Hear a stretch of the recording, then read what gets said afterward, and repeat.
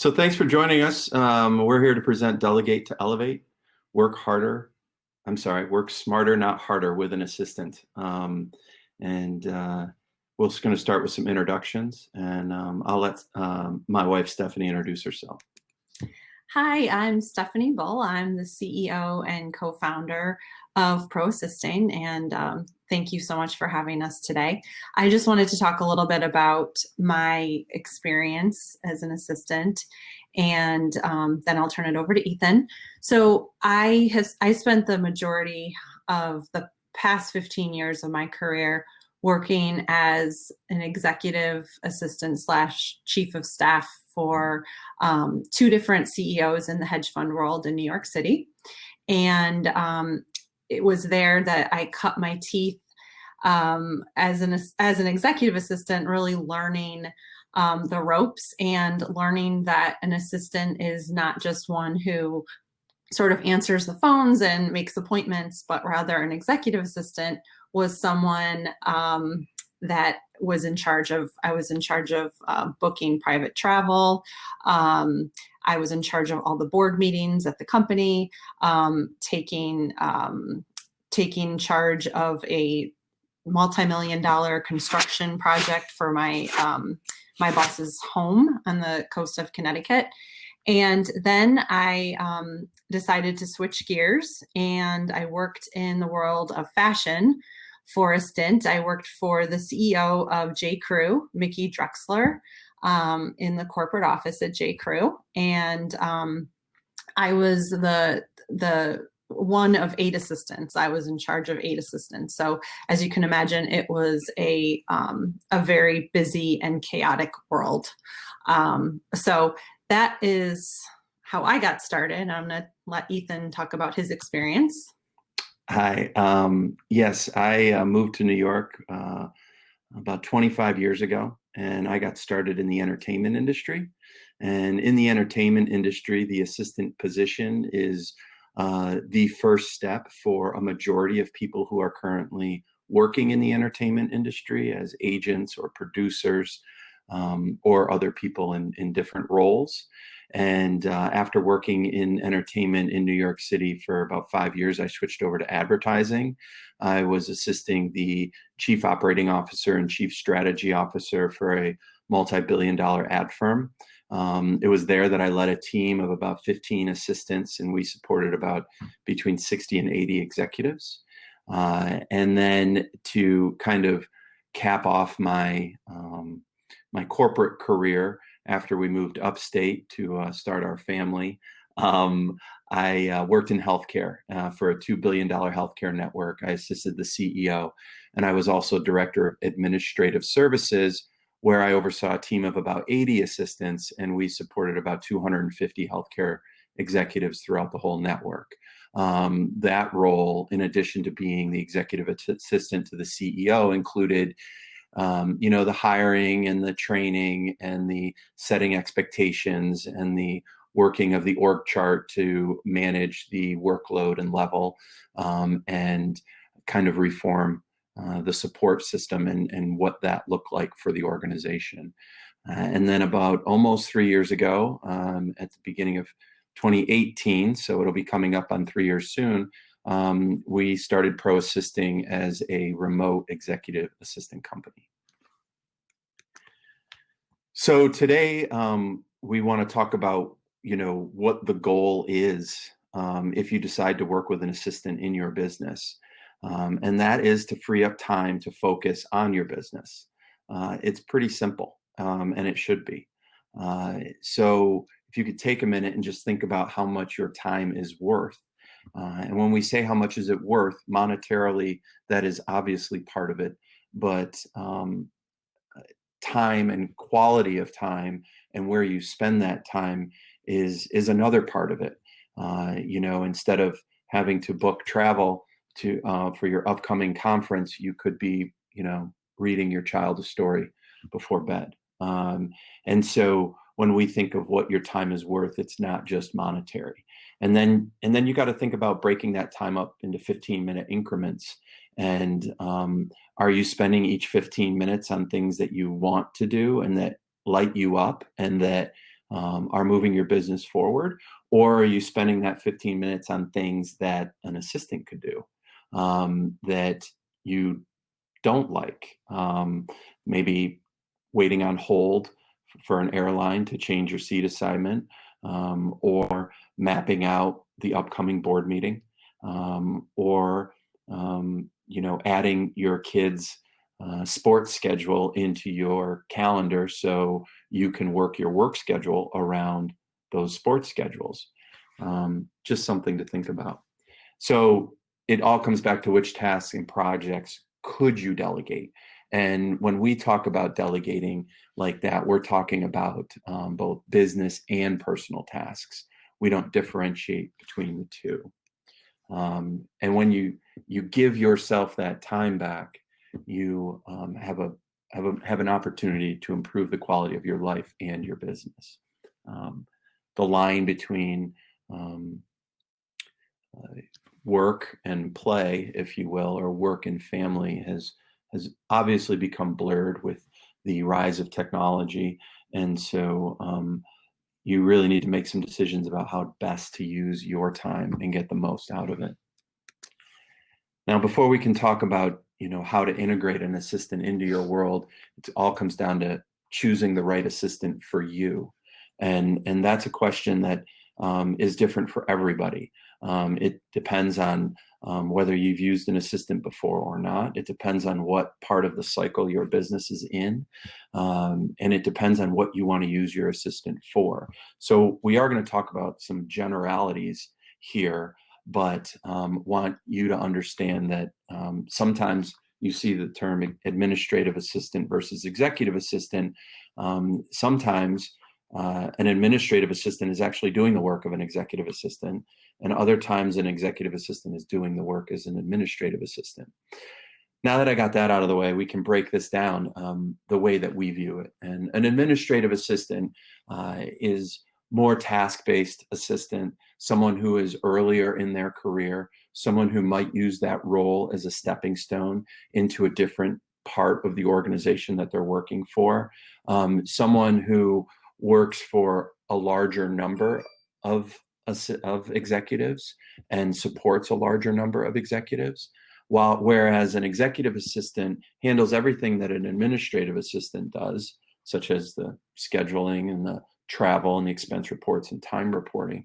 But an executive assistant, the way that we view it, goes much further beyond that. They're also a business partner, a project manager, a chief of staff, and a personal assistant, and plays those roles, all of them, in terms of optimizing their principals or their CEO or their executive's time to the highest level possible.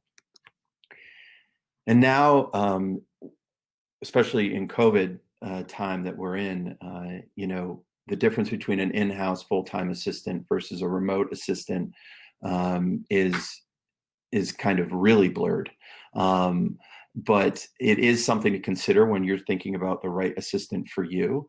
And you may be someone who you want to have that person, that assistant in-house full-time and just dedicated to you. And there are a lot of great assistants out there, both administrative and executive assistants, who could be that fit for you. Someone who comes into the office and is in the office next door or in the cubicle outside of your office and filling that role. And then on the opposite side of that, there's the remote or virtual assistant. And we view kind of the virtual assistant more as the task-based assistant, someone who is going to really knock down your to-do list, someone who's going to charge you by the hour versus a flat rate compensation. Compared to what Pro Assisting is, our company, we provide remote executive assistance, which is a more holistic approach to assisting. And our assistants are capped at 3 clients per assistant. And we found that 3-to-1 executive to assistant ratio to be really the sweet spot for, handling everything and still being able to provide full service. And so you have to make that decision about what you're looking for in terms of the relationship with your assistant. And next, you want to focus on personality, obviously. This is someone who could be your right hand, and personality is really important. You want them, you're going to be interacting with them a lot. So you want someone who you connect with and who you feel is hearing you and is really your partner, if you will. On the other hand, though, you do want someone who has a backbone and can stand up for themselves and is protective of your time and does act as your gatekeeper. And sometimes a client or a principal wants someone to be very firm in how they handle incoming meeting requests and any asks of their time or information, and the assistant can fill that role. Other times, the principal wants a very, very soft touch from their assistant. They want, someone who is going to bend over backwards to help anyone and everyone who comes in contact with their office. So it's something to think about. Next, I want to talk about work history and work ethic. And I think the two go hand in hand. And when we look to partner with executive assistants to partner with us and work for our clients, work history and work ethic do go hand in hand. If I look at a resume or a LinkedIn profile of someone and their work history is kind of 3 months here, 6 months here, 9 months there, a year and a half there, I want to hear a really good story in terms of where those changes happened and why, before we're going to consider taking the next step with them. And on the flip side of that, when you see someone who is partnered with a CEO, business owner, board member type personality for 8 years, that speaks to something totally different, that that person is really able to form that relationship and really be able to integrate themselves into that world, and that's a very positive thing. And the work ethic component of that comes into play basically just from the assistant community in general.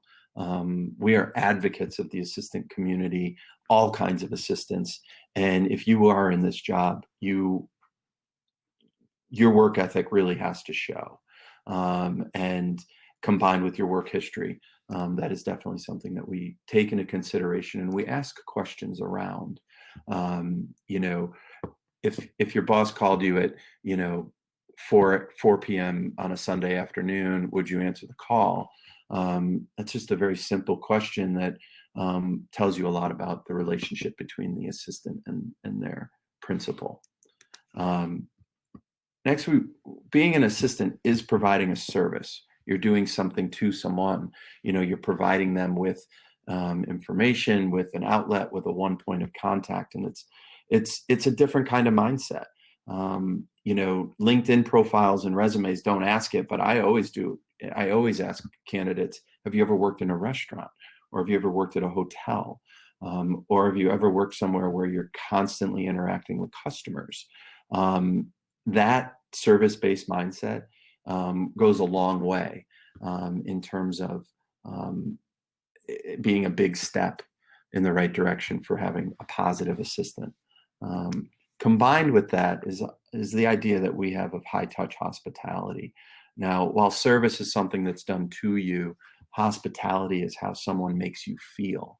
And an assistant could be in a position where they have to say no to someone about getting time with their boss and scheduling a meeting.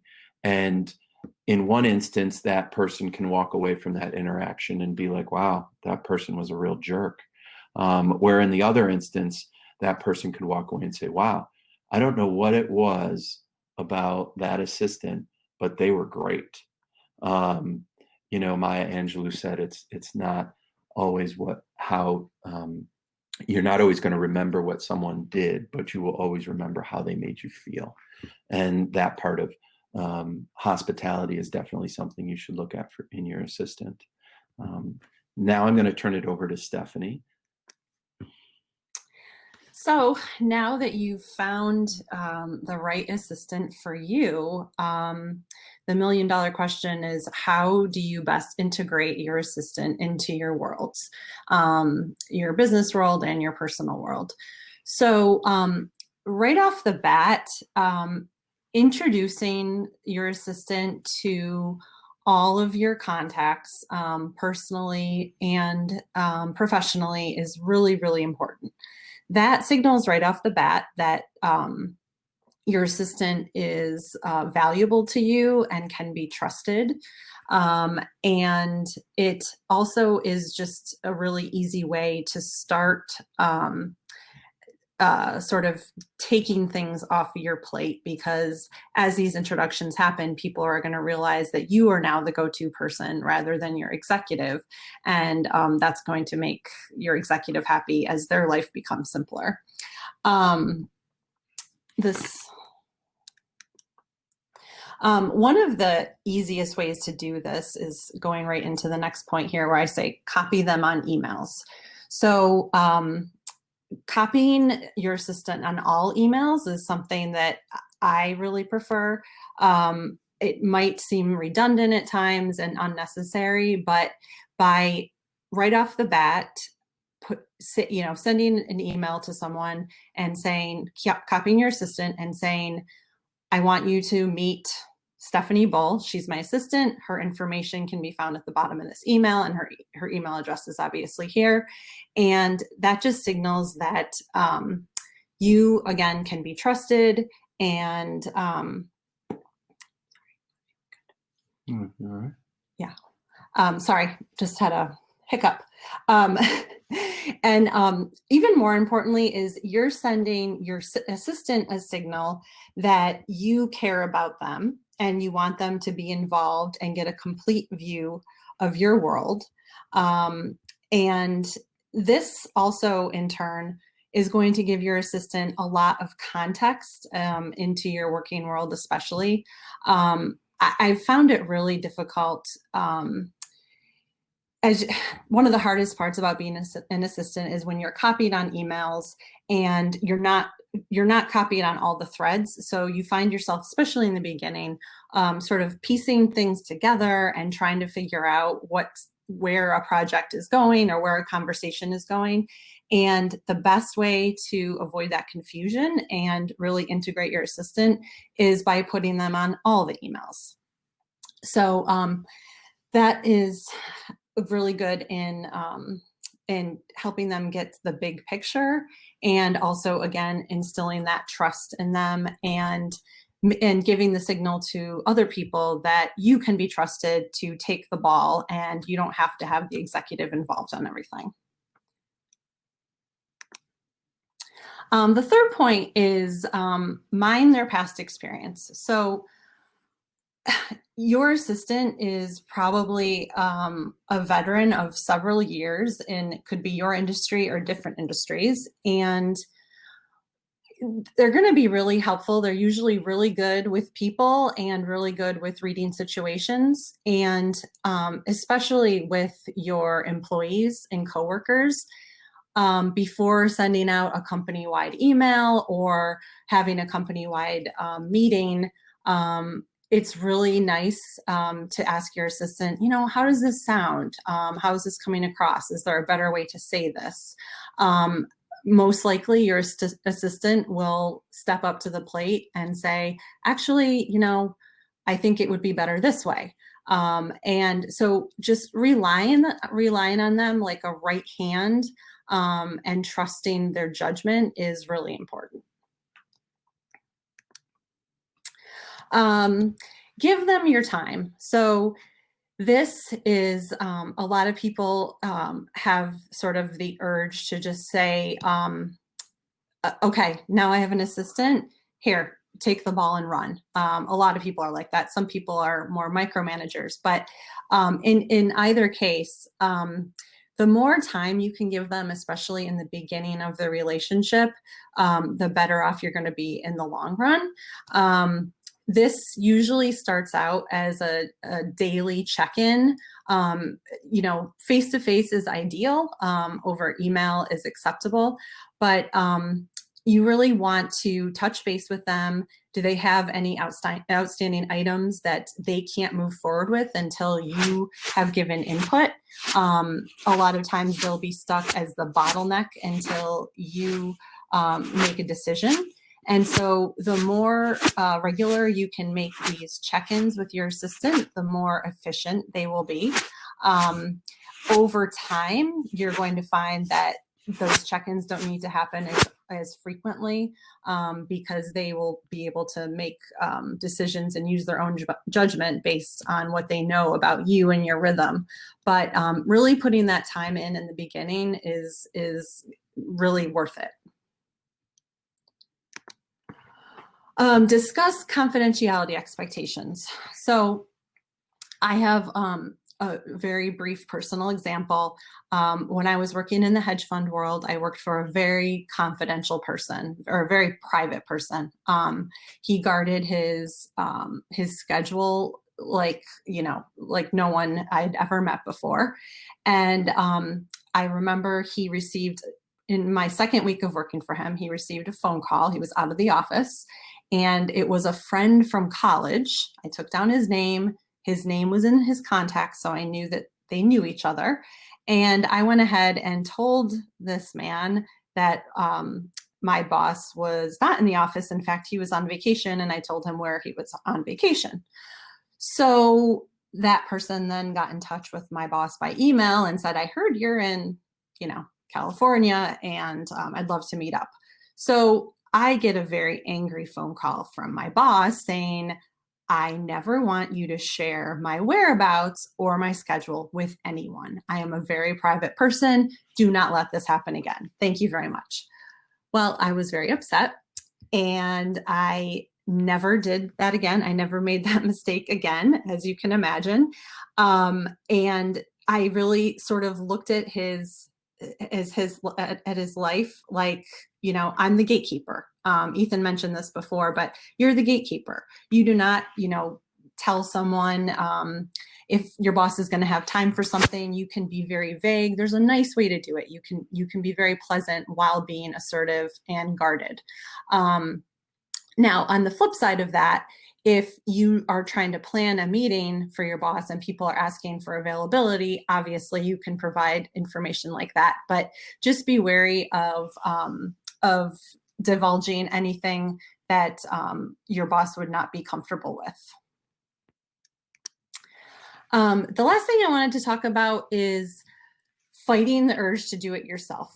So when your assistant starts working with you, there's going to be usually a decent amount of hand-holding, and it could be very frustrating depending on your personality. But fight the urge to do it yourself. Let them handle things. It might take time. It will probably take several questions. But by fighting that urge to do it yourself, it's kind of like giving them your time in the beginning, goes hand in hand. You are going to build their confidence. They're going to build their repertoire. And over time, you'll find that it's an organic process. They are not going to need to ask you 3 questions about planning a trip when they know that, what your preferences are, what times of day you like to travel, what airlines you prefer to travel with, all of those things. They're gonna build on their knowledge of working with you. And it's, again, put the time in up front, and it will pay dividends in the long run. Thank you so much for having Pro Assisting today. This has been a really exciting event for us, and we hope to be back again in the future. And I wanted to turn it over to any questions we may have from the audience.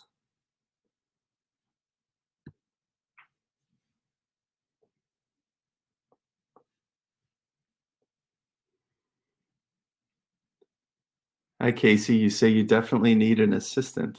Awesome. Oh, here's one coming in about. Oh, I thought one was coming in. Well, we're just about done with our allotted time. So thank you very much, everyone, for Oh, we have a question. from Jeff. What would a few of the pros and cons of remote versus other types of assistance? Um, well, the way that we look at it is there are a lot of virtual assistant companies out there that offer virtual assistance that is, as we said before, more task-based. And the other types of assistance, we are a remote executive assistant company. So we provide that holistic support to our clients that encompasses interacting with them on a daily basis and providing full service support. Um, and I hope that answers your question, Jeff. And Merritt asks, how many hours per week per month is your average client? Um, for us, our average client, it ranges anywhere from 20 to 60 hours a month. As I said, we work on a 3-to-1 executive to assistant ratio for us. But you know, our base our base retainer is $3,000 a month, and that gets you a third of a full-time assistant. And so, but it varies in terms of, it's slower in August. It just always is slower in August, and it's always crazy in December. And we offer that flexibility. And about 80% of our clients, all they need is that 1/3 of an assistant, but another 20% do engage us for larger retainers. Merritt, does that answer your question? Yes. Awesome. Great, guys. I really appreciate the time, and we really appreciate the time. Thank you And, so much for joining us. yes, thank you to Twin City Startup Week. We'll see you later. Bye.